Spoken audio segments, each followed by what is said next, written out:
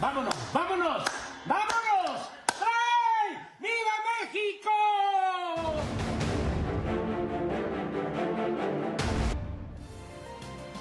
Buenas noches, emocionante, muy emocionante partido de béisbol transmitido aquí en Imagen Televisión.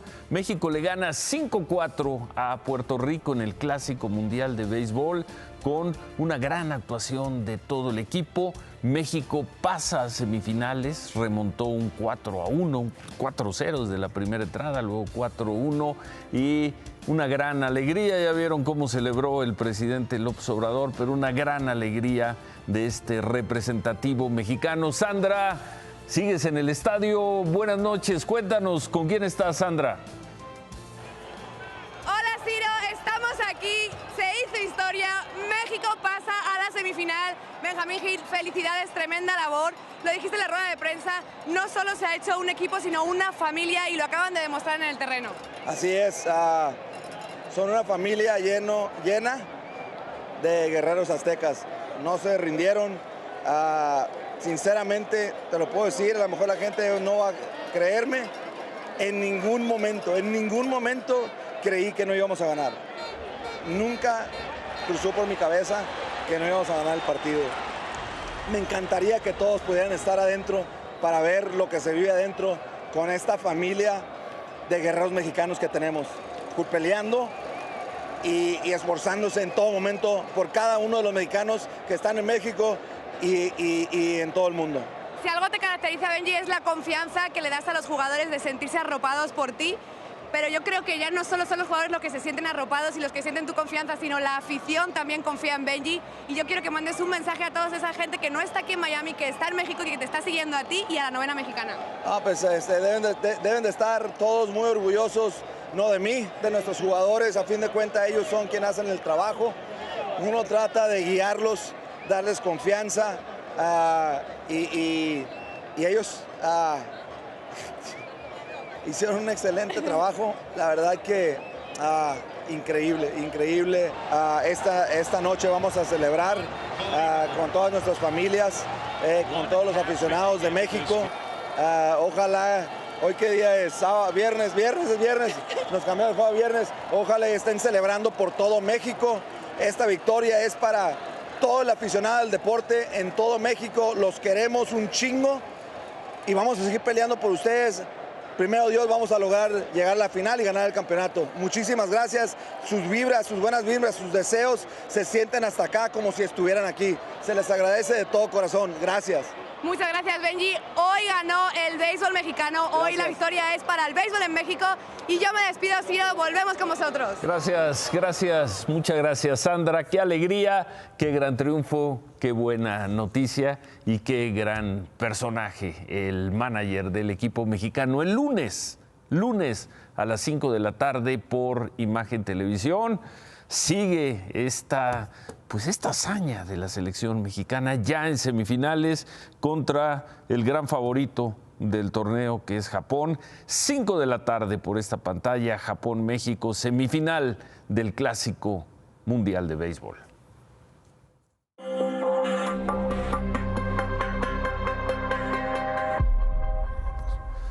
Claudia, buenas noches. Ciro, buenas noches. Hoy la Fiscalía de Justicia del Estado de México nos confirmó que la adolescente responsable de la muerte de Norma Lisbeth, la niña de 14 años que falleció el lunes de un traumatismo cráneoencefálico, producto de los golpes, fue detenida en la frontera en un intento fallido por salir del país. Imagen Noticias confirmó que su agresora, compañera de la secundaria oficial 518 de San Juan Teotihuacán, huyó a la frontera con Estados Unidos acompañada de su madre, Magali Martínez. Fueron retenidas por agentes de la Fiscalía de Justicia del Estado de México, quienes, una vez cumplimentada la orden de aprehensión, las detuvieron. La Fiscalía del Estado de México confirmó también a Imagen Noticias que ha permanecido en comunicación con los familiares de Norma Lisbeth para brindarles atención psicológica. La Secretaría de Educación Pública alertó a través de este tuit que la secundaria no puede ser indiferente o tolerante frente al acoso o bullying. La Secretaría de Educación del Estado, hasta el momento, no se ha pronunciado al respecto. Sin embargo, Imagen Noticias confirmó que la directora del plantel, Elizabeth Hernández, no fue despedida como las autoridades escolares, según los familiares de Norma Lisbeth les confirmaron, sino solo separada de su cargo mientras se llevan a cabo las investigaciones del por qué la directora Elizabeth Hernández fue indiferente a las quejas, a la denuncia del bullying que sufría Norma Lisbeth. Sí, ya habíamos hablado con ella. De hecho, mi hermana se acercó un día antes de la pelea, pero ¿y qué decía? Comentó que ya estaba como amenazada por la pelea. Le quiso comentar porque de hecho no le comentó como tal, porque la directora estaba ocupada. Mi hermana se sale porque estaba en clases, ella dijo voy al baño, le pidió permiso al maestro, pero en realidad fue a dirección a querer hablar con la directora, pero la directora le dijo permíteme tantito. Y yo, dice la verdad, dice pensé que no era nada grave, por eso es que la chica, dice, se fue, ya no regresó. Fueron sus palabras de la directora. Entonces, retenidas por lo pronto en la frontera México-Estados Unidos. Así es. Suponemos que estará por llegar la orden de aprehensión. Nos dijeron que la orden había llegado. La última vez que hablamos con la Fiscalía, la orden estaba llegando. Nos dijeron que las iban a regresar al Estado de México y ya será decisión del juez. Bueno, y es lo que hay de información hasta el momento. Gracias, sí. Nos vemos al rato, Claudia. Anoche informamos que el FBI había reportado el secuestro de otra ciudadana estadounidense, María del Carmen López. El FBI ofreció $20,000 de recompensa para quien dé información para encontrarla. Fue secuestrada el 9 de febrero en Pueblo Nuevo, Colima. De acuerdo con su familia, un grupo de encapuchados se la llevó por la fuerza y eso además ocurrió en pleno día. Sonia López, hija de María del Carmen, aseguró también que ya les pidieron dinero por la libertad, por liberar a su madre. We did receive and we were able to hear what sounds to us like a recording of her pleading for us to please help her. Please pay the money because her life depended on it. Think about the fear that she's feeling. We miss you and we can't wait to have you home safe. La familia de la señora María del Carmen López no informó cuánto dinero les pidieron debido a que la investigación está en curso. Mientras tanto, crearon una campaña para recolectar dinero a través de GoFundMe. Dicen que el dinero de las donaciones que reciban se va a destinar completo a la búsqueda, a los gastos de viaje y, en su caso, a la recompensa. Esta noche, hasta hace unos minutos, habían recolectado, poco menos de 24 horas, $6,400. Otra tragedia con personas estadounidenses en territorio mexicano. Por lo pronto, en Pueblo Nuevo, donde se dio el secuestro, así está, la presencia, llegó ya la Guardia Nacional, vigilando la comunidad, una localidad pequeña en el municipio de Villa de Álvarez, de pocos pobladores, 200 personas. María del Carmen López tenía una propiedad en Pueblo Nuevo desde hace 10 años.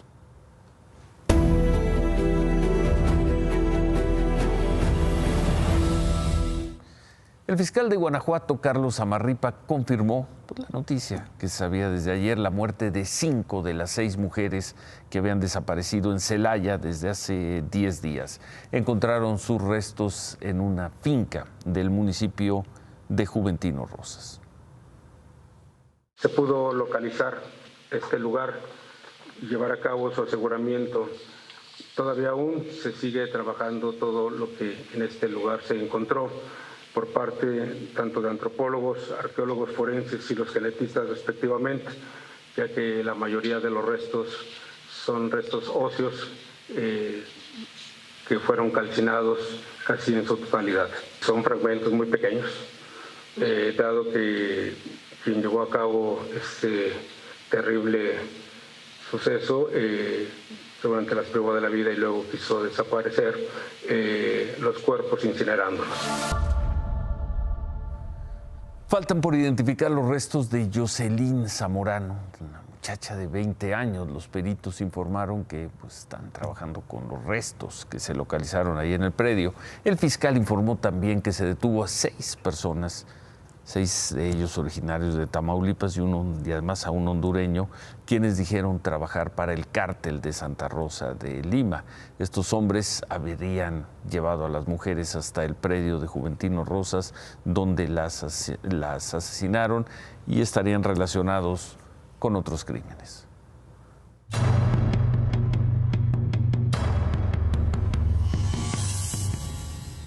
Y así, de distintos lugares del país, llegamos al centro de México. El secretario de Seguridad de la Ciudad de México, Omar García Harfuch, informó que por los hechos fueron detenidas 7 personas en Álvaro Obregón. Además, los identificó con un grupo criminal. Ellos comentan que son de un grupo de Jalisco. Ya como saben, esto acaba de ocurrir en la madrugada. En cuanto tengamos más información se lo hacemos saber. Traen insignias también de un grupo afín al Cártel Jalisco. El periodista Carlos Jiménez difundió fotos del policía de la Ciudad de México que murió en el enfrentamiento. Se trata de Jorge Trejo. Llevaba 23 años trabajando en la corporación. Y así quedó su patrulla. Los 2 policías asesinados en Tenango, de nombres René Díaz y Alejandro Alba, fueron velados. Antes de que los velaran, fueron llevados por última vez al centro de mando, al C2 de Tenango del Valle, y ahí el alcalde Roberto Bautista les rindió un homenaje de cuerpo presente. Descansen los tres policías muertos hoy, descansen en paz.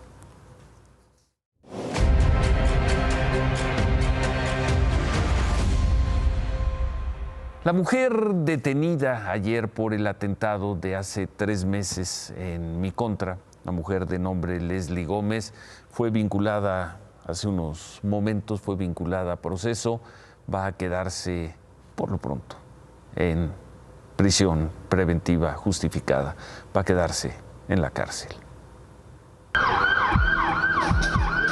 Leslie Gómez Jaramillo, la detenida número 13 por el atentado contra Ciro Gómez Leiva, llegó a su audiencia en medio de un fuerte dispositivo de seguridad.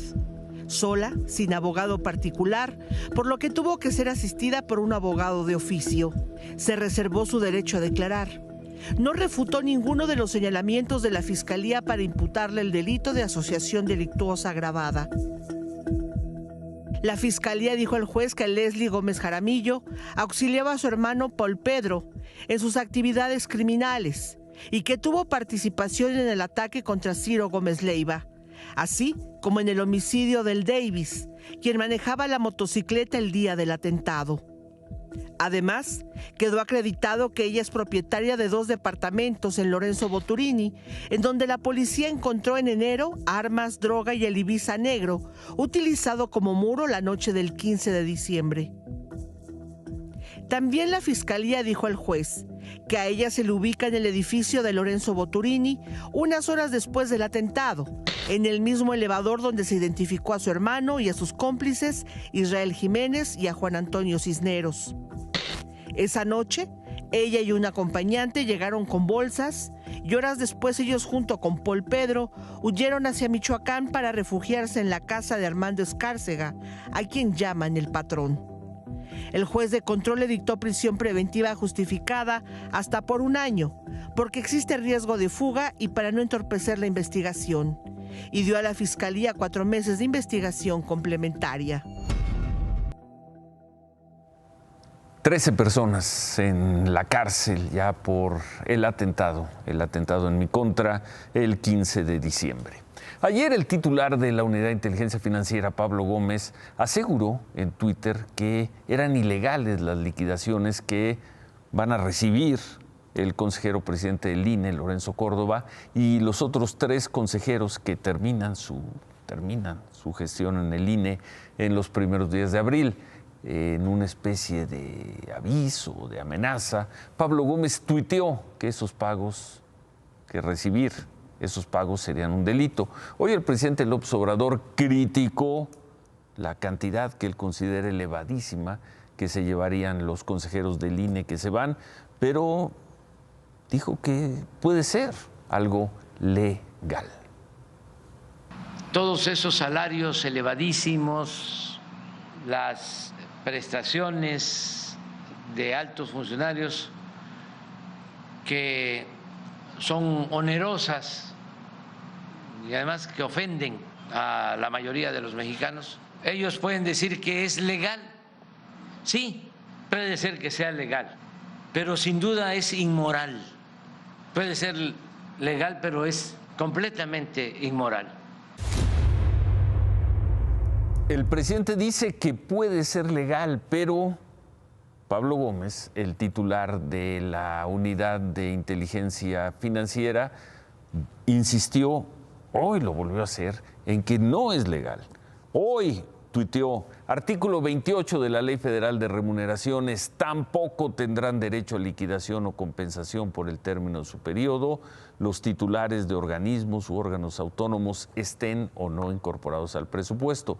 En otro tuit escribió, artículo 217, tercero del Código Penal Federal, incurre en delito de remuneración ilícita quien reciba liquidación por servicios prestados no autorizados conforme a la Ley Federal de Remuneraciones de los Servidores Públicos. Entonces, ¿legal o ilegal? Faltan muy pocos días, se van en los primeros días de abril y veremos si cobran esas liquidaciones los 4 consejeros. Temprano comenzó a circular la versión de que Lázaro Cárdenas Batel habría renunciado al cargo de coordinador de asesores de la Presidencia de la República. A las 8:30 de la mañana, el propio presidente López Obrador lo confirmó. Lázaro va a trabajar en la CELAC, una especie de secretariado permanente de la CELAC. A eso se va a dedicar, pero mantenemos muy buenas relaciones. ¿Salida no tiene que ver con una aspiración política en la Ciudad de México de Lázaro Cárdenas? ¿No le comentó algo? No, pero eso tampoco hay que descartarlo porque, o sea, él va a seguir haciendo política. Es parte de los que van a sustituirnos. Vamos hacia adelante y Lázaro tiene posibilidades y todos. Entonces sí tiene posibilidades, entonces Lázaro Cárdenas será uno de los que van a reemplazar a esta generación. Bueno, lo cierto es que la salida de Lázaro Cárdenas se da hoy, que es 17 de marzo, un día antes de la conmemoración de la expropiación petrolera. La salida puede tener varias lecturas. Una que se hizo sobre todo en la mañana es que no se pudo reparar el resquebrajamiento en la relación del presidente López Obrador con la familia Cárdenas. Otra, que es esta, que se prepara a Lázaro Cárdenas como un candidato muy fuerte, un candidato poderoso de Morena al gobierno de la Ciudad de México. De no ocurrir algo extraordinario, Lázaro Cárdenas estará mañana, en la mañana, estará con su padre, con Cuauhtémoc Cárdenas, para rendirle homenaje a su abuelo, el general Lázaro Cárdenas del Río, por la expropiación petrolera de 1938. Estarán los Cárdenas, como todos los años, en una pequeña ceremonia en el Monumento a la Revolución. Y de no ocurrir algo extraordinario, Lázaro Cárdenas no hará acto de presencia en la manifestación de la tarde en el Zócalo, la manifestación del presidente López Obrador.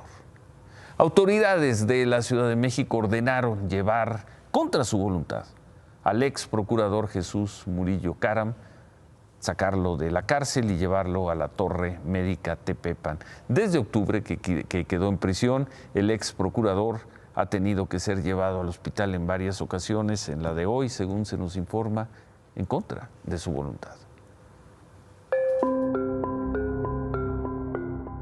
Jesús Murillo Caram fue trasladado nuevamente para recibir atención médica fuera del reclusorio norte.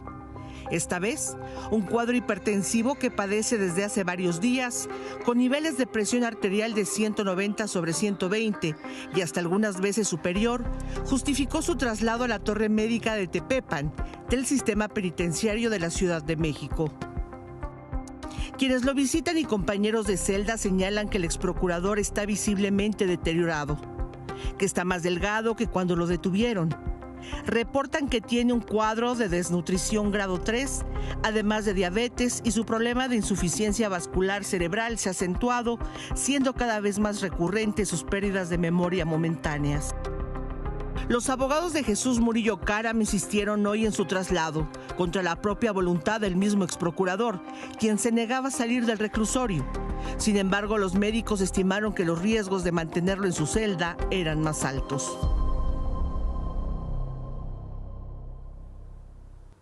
Y en otras cosas, la Fiscalía General de la República informó que un juez federal ordenó mantener en prisión a 2 implicados más en el desfalco de poco más de 142 millones de pesos cometidos en la empresa paraestatal Segalmex. Se trata del subgerente de Programación y Adquisiciones de la Unidad Operativa de Diconsa en Querétaro, Roberto Rivera Ramos, acusado de delincuencia organizada, y Gonzalo Mora Nateras, vinculado a la empresa Servicios Integrales Carreguín, acusado de lavado de dinero y delincuencia organizada. El juez ordenó que se queden en prisión preventiva oficiosa en el Penal Federal del Altiplano, pero con estos ya son 6 de los 9 detenidos los que han sido hasta este momento vinculados a proceso. Los traslados. Uy, qué imagen. Rusia, Ciro. ¿Qué pasa? La Corte Penal Internacional emitió una orden de aprehensión en contra del presidente ruso. A ver quién le ejecuta. ¿Por qué lo quieren detener? Por crímenes de guerra. Lo acusan de deportación ilegal de miles de menores ucranianos durante la invasión rusa a Ucrania, niños a los que después dieron en adopción a familias rusas. Pero este fue el momento en el que se anunció la orden de aprehensión.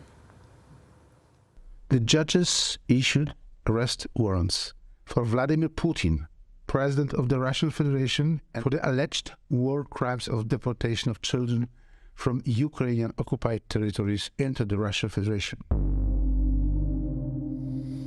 Vamos a ver quién y en dónde lo detienen. A ver. ¿Quién y en dónde detienen al señor Vladimir Putin no va a ser arrestado. El Kremlin consideró la orden como indignante y dejaron claro que no la van a acatar. Además de que Putin difícilmente va a viajar a algún país donde pueda ser detenido, menos en medio de la guerra. Pues no. Pero bueno, ya tiene él también su, digamos, orden de aprehensión. Sí. Orden de captura por parte de la Corte Penal Internacional. Gracias, Claudia. Buen fin. Ciro, no me puedo ir. No me puedo ir porque Donald Trump, después de 2 años, finalmente regresó a Facebook, pero también lo hizo a YouTube. Aunque ya había recuperado alguna de sus cuentas, fue hasta hoy que publicó el mismo mensaje. Estoy de regreso. Trump todavía no ha vuelto a Twitter y por ahora la red que más utiliza, pues por supuesto, es la suya, Truth Social. ¿Y ya? ¿Y ya? Ya está de regreso. Ya está de regreso. En esas redes. Hasta ahorita es lo que ha tuiteado. no hasta Twitter. ahorita es lo que ha compartido en Facebook, perdón. Veremos qué ocurre en próximos días. Gracias, gracias. Buen fin Buenas noches, igualmente. Buen fin de semana. Gracias. Hacemos una pausa, regresamos. Hoy murió una leyenda del periodismo mexicano. Hoy murió un hombre de bien. Regresamos para recordar a don Carlos Payán Belver. Y desde luego regresamos con David Páramo. Volvemos. Con 2 mensajes fundamentales concluyó la 86 Convención de la Asociación de Bancos de México. ¿Qué tal, Ciro? ¿Cómo estás? Buenas noches. Primero, las autoridades diciendo que no se preocupen, que en México no estamos cerca de una crisis bancaria como la que se está viviendo en los Estados Unidos y como la que se está viviendo en Suiza. Que no hay ningún problema. Eso lo dijeron todos, funcionarios y banqueros, todos. Es más importante lo que dijeron los funcionarios, en tanto que Victoria Rodríguez, por ejemplo, la gobernadora de Banco de México, dice, no hay problema, pero si llegara a verlo, no, estamos total y absolutamente listos. Hay una diferencia que es fundamental y que habría que entender en la banca mexicana. En Estados Unidos los bancos se regulan de acuerdo con su tamaño. Y aquí todos los bancos se regulan con el mismo cartabón. Entonces el banco más chiquito, más local, más pequeño de los 52 que operan en el país, opera con las mismas reglas que el más grande. Y eso da por lo menos tranquilidad. Y el segundo es el de los banqueros, que también es un mensaje ya muy visto. Queremos ser una banca más cercana a la gente, que preste más y más barato. O sea, se termina una semana rara, una semana en la que el peso volvió a ser la moneda más devaluada del mundo. Pero está abajo de 19 pesos. 19, mucho más abajo cerró de cómo estaba. No. De cómo estaba hace 3 meses. Sí, no, a ver.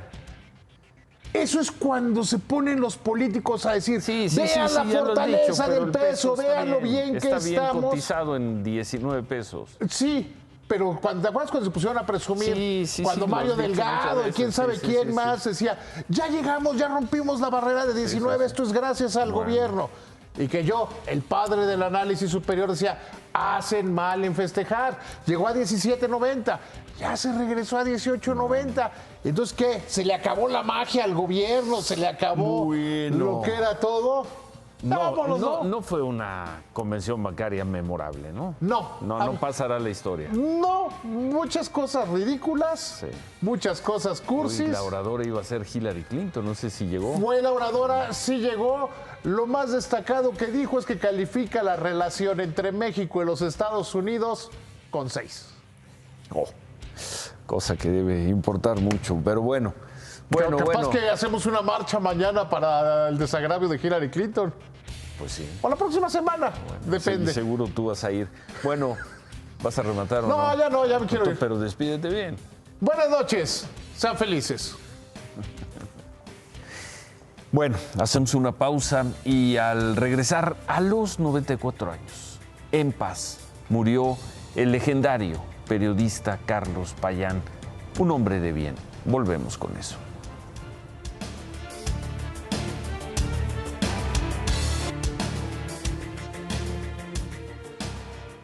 Como grupo, como programa y desde luego en lo personal, nos sumamos al dolor por la muerte de don Carlos Payán Belver, el director fundador de La Jornada, el periodista legendario e histórico. Podríamos llenar de elogios, de reconocimientos, de recuerdos, de anécdotas, un programa completo hablando sobre él.